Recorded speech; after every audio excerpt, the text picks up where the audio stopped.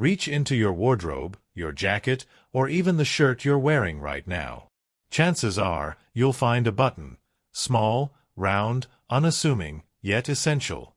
It's so familiar, so ordinary, you might not give it a second thought. But this tiny disc, carved from bone, shell, or plastic, has fastened together more than just fabric. It's stitched together history, culture, and human ingenuity across millennia. Welcome to Small Thing, Big Change. I'm Robert, and today we're threading the needle through the extraordinary story of the button. From ancient adornments to industrial marvels, from symbols of status to tools of survival, the button has held the world together in ways you'd never imagine. Join me for a deep, winding journey through time as we uncover how this small thing wove a tapestry of change. Let's fasten up and dive in. Segment 1. Before the button, a world loosely tied. Long before the button, securing clothing and objects was a laborious and often unreliable task. Picture the world of 3000 BCE, in the bustling settlements of the Indus Valley. People draped themselves in loose fabrics, cotton shawls or linen tunics, tied with cords or pinned with thorns. These makeshift fasteners were crude, cords frayed, thorns pricked skin, and neither held securely against movement or wind. In ancient Egypt, wealthy nobles used decorative brooches made of bronze or gold to pin their flowing robes, but these were heavy, expensive, and prone to slipping. Commoners, unable to afford such luxuries, resorted to knotting their garments or leaving them loose, which restricted mobility and exposed them to the elements. In Mesopotamia, around 2500 BCE, clay seals and toggles served as early fasteners for sacks and cloaks. These toggles, small sticks or stones wrapped in fabric, were threaded through loops to hold clothing or bags closed. They were functional but clumsy, often snapping under strain or coming undone during travel. In colder climates, like those of ancient Europe, people used bone or wood pins to secure woolen cloaks, but these pierced holes in delicate fabrics and could injure the wearer if dislodged. The lack of a reliable, reusable fastener shaped daily life in profound ways. Dressing was time-consuming, limiting efficiency for laborers, merchants, and warriors. Women, tasked with weaving and maintaining clothing, spent hours repairing tears caused by fragile fasteners. By 1000 BCE, as trade routes expanded across Asia and the Mediterranean, the need for better fasteners grew. Merchants carrying goods over the Silk Road struggled to secure cargo with ropes that loosened in desert winds. Sailors on early ships used leather straps to tie sails, but these rotted in salt water, risking disaster. In homes, storing food or tools in sacks relied on knots that were hard to untie, slowing down daily tasks. The absence of a simple, durable fastener hindered commerce, travel, and even social customs. For example, in ancient Greece, elaborate clothing like the peplos required multiple pins, making dressing a ritual that reinforced class distinctions. Only the wealthy had servants to assist with such tasks. The limitations of these early methods weren't just practical, they were cultural and economic. Societies valued adornment, but decorative fasteners like fibulae, early safety pins, were reserved for elites. Commoners wore loose, functional clothing, which restricted movement and left them vulnerable to cold or injury. Armies, too, faced challenges. Soldiers' armor, secured with leather ties, could fail in battle, exposing weaknesses. The world craved a fastener that was affordable, reliable, and versatile, one that could secure clothing, goods, and lives without the fuss of knots or the cost of metalwork. The stage was set for the button, a small invention that would thread its way into history, stitching together a more secure and connected world. Segment 2. The Birth of the Button. The button's story begins not as a fastener, but as an ornament. Around 2000 BCE, in the Indus Valley, archaeologists uncovered small, disc-shaped objects made of bone, shell, and stone, pierced with holes. These early buttons, found in burial sites, weren't used to fasten clothing but to decorate it, sewn onto tunics as symbols of wealth or status. In ancient China, jade and ivory buttons adorned ceremonial robes, their intricate carvings signaling rank in the Zhou dynasty courts. These decorative buttons were prized, often passed down as heirlooms, but their practical use was limited. Most clothing still relied on pins or ties. The shift to functional buttons came around 1200 CE in medieval Europe as tailoring techniques advanced. Crusaders returning from the Middle East brought back stories of buttoned garments, possibly inspired by Islamic tunics with cloth-covered buttons. By the 13th century, European tailors began sewing buttons, made of wood, bone, or fabric-wrapped molds, onto fitted clothing, paired with loops or slits in the fabric. This was a game-changer. Unlike pins, buttons didn't pierce fabric, preserving delicate materials like silk or wool.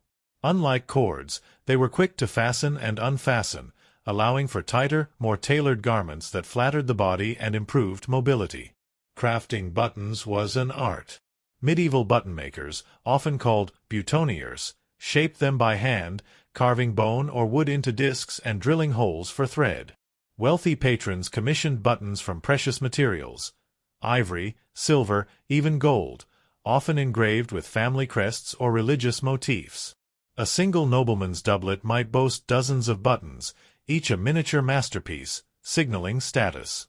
But these were luxury items, costing more than a laborer's monthly wages.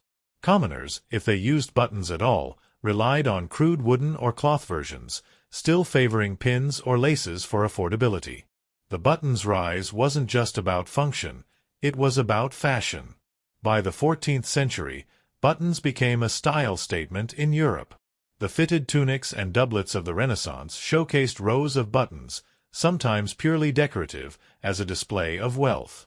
Kings like Francis Charles V wore buttoned cloaks to signify authority, while sumptuary laws restricted their use by commoners to prevent social upstaging. This sparked controversy. Merchants, growing wealthy through trade, defied these laws, wearing buttoned garments to challenge class boundaries. The Industrial Revolution transformed the button. By the 1760s, factories in England's Midlands produced buttons from brass, pewter, and early plastics like horn. Steam-powered presses stamped out thousands daily, slashing costs. The 1807 invention of the covered button machine by B.T. Babbitt allowed fabric-covered buttons to be mass-produced, making them affordable for the middle class. By the 1850s, buttons were a staple, used on everything from shirts to military uniforms. Factories employed women and children to polish and sew buttons, though at great cost. Long hours and dangerous conditions were common, and colonial demand for materials like ivory fueled exploitation in Africa and Asia. The button's technical evolution was relentless. In 1869, celluloid, an early plastic, revolutionized button making, offering durability and endless designs. Companies like Carozzo in Italy specialized in buttons from tagua nuts, a sustainable alternative, while Bakelite in the 1900s brought vibrant colors. The button wasn't just a fastener, it was a bridge between craft and industry, fashion and function, stitching together a world of possibilities. Segment 3. The Button's Golden Age. By the late 19th century, the button was a cornerstone of modern life. The rise of ready-to-wear clothing, fueled by sewing machines and mass production, made buttons indispensable. Department stores in Paris and New York sold affordable dresses and suits, all fastened with buttons, transforming fashion from an elite privilege to a democratic pursuit. A single shirt might feature a dozen buttons, each costing less than a penny, thanks to industrial efficiency. This accessibility changed daily life. People could dress quickly, without servants or complex lacing, empowering workers, women, and children to move freely. In homes, buttons were everywhere. Mothers sewed them onto children's clothing, ensuring durability for hand-me-downs. Housewives used them to secure aprons, curtains, and even upholstery, turning buttons into a household staple. In rural areas, where tailors were scarce, families crafted buttons from wood or leather, maintaining traditions of self-reliance. The button's versatility extended to unexpected places. Sailors used heavy brass buttons to secure duffel bags, protecting gear from sea spray, while farmers buttoned sacks to store grain, preventing spills. Industry embraced buttons with fervor. Military uniforms, from the Civil War to World War I, featured buttons stamped with insignias, boosting morale and identity. The U.S. Army alone ordered millions of brass buttons, each polished to shine, for soldiers' coats. Factories used buttons to secure protective aprons, shielding workers from machinery. In transportation, buttons fastened seat covers in early trains and cars, adding comfort to burgeoning industries. Even the Postal Service benefited. Mail bags buttoned shut were quicker to open than knotted ones, speeding delivery. The button's cultural impact was profound. In Victorian England, buttoned-up clothing became a metaphor for propriety, hence the phrase, buttoned up, for restraint. Fashion magazines like Godey's Ladies' Book showcased buttoned gowns, with designers like Charles Worth elevating buttons to art. A single Paris dress might feature 50 hand-carved mother-of-pearl buttons, each a status symbol. Buttons also sparked social change. In the 1890s, women's suffrage activists wore buttoned blouses as a practical choice, rejecting corsets to symbolize freedom. The bicycle craze, empowering women's mobility, relied on buttoned skirts that allowed easy movement. But the button's golden age had shadows. Factory workers, often immigrants or children, faced grueling conditions producing buttons. Inhaling celluloid dust or polishing metal led to health issues. Colonial harvesting of materials like ivory and tortoiseshell decimated wildlife, raising ethical questions. Buttons were affordable, but their production relied on exploited labor and resources. By the 1920s, they were a global icon, fastening the world together while revealing the complexities of industrial progress. Segment 4. The Button in Crisis and Creativity. The button's resilience shown in times of crisis. During World War I, buttons were critical in military life. Soldiers' uniforms, fastened with sturdy brass buttons, withstood trench warfare's mud and rain. Medics used button pouches to secure bandages, ensuring quick access in chaotic field hospitals. In prisoner-of-war camps, soldiers repurposed buttons as currency or tools, carving them into dice or hooks for makeshift repairs. These small acts turned buttons into symbols of survival, holding together lives under strain. The Great Depression tested the button's utility. Families, facing poverty, reused buttons from old clothing, sewing them onto patched garments to stretch meager wardrobes. Homemakers traded buttons at community swaps, bartering for food or thread. In rural America, button jars became a staple. Every household kept a tin of spare buttons, a hedge against scarcity. These jars weren't just practical. They were emotional, holding memories of worn-out dresses or a child's first coat. World War II amplified the button's role. With metal rationed, buttons were made from wood, glass, or recycled plastics, reflecting wartime ingenuity. Resistance fighters in occupied France hid messages under button flaps, evading Nazi searches. In concentration camps, prisoners used buttons to secure tattered clothing, preserving dignity in dehumanizing conditions. After the war, displaced families in European refugee camps received clothing kits with buttons, allowing them to mend donated garments, a small act that restored agency. Creativity flourished alongside crisis. In the 1920s, Art Deco designers like Coco Chanel used buttons as focal points, crafting them from glass or enamel to add flair to minimalist dresses. In the 1960s, pop artists like Andy Warhol incorporated buttons into collages, celebrating their everyday charm. The hippie movement embraced buttons, sewing them onto patchwork jackets as symbols of individuality. In music, Woodstock performers wore buttoned vests, reflecting the era's free spirit. In humanitarian contexts, buttons were lifelines. After the 2010 Haiti earthquake, aid groups distributed sewing kits with buttons, enabling families to repair clothing and tents. In Syrian refugee camps, women used buttons to customize donated clothes, fostering a sense of identity. These stories highlight the button's dual role, a practical fastener and a symbol of resilience, stitching hope into moments of despair. Segment 5. The button's modern legacy and future. Today, the button remains a global staple, with billions produced annually by companies like YKK and PRYM.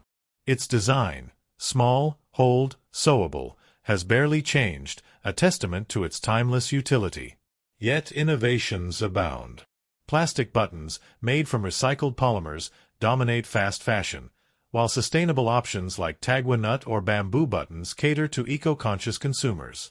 High-tech buttons, embedded with RFID chips, serve as wearable tech, tracking inventory or granting access in smart offices. In fashion, buttons retain their flair. Designers like Alexander McQueen use oversized, sculptural buttons as statement pieces, while brands like Levi's rely on them for durable jeans. In 2023, global button production reached 10 billion units, with Asia leading manufacturing. Buttons are everywhere, on school uniforms, military gear, even spacesuits, where NASA uses reinforced buttons for astronaut gloves. Environmentally, buttons face challenges. Plastic buttons contribute to microplastic pollution, and traditional materials like mother-of-pearl harm marine ecosystems. Manufacturers are responding with biodegradable buttons and closed-loop recycling systems. Companies like EcoButtons in Sweden produce plant-based fasteners, reducing waste. Culturally, buttons endure as symbols. In 2020, climate activists wore buttons shaped like Earth to promote sustainability.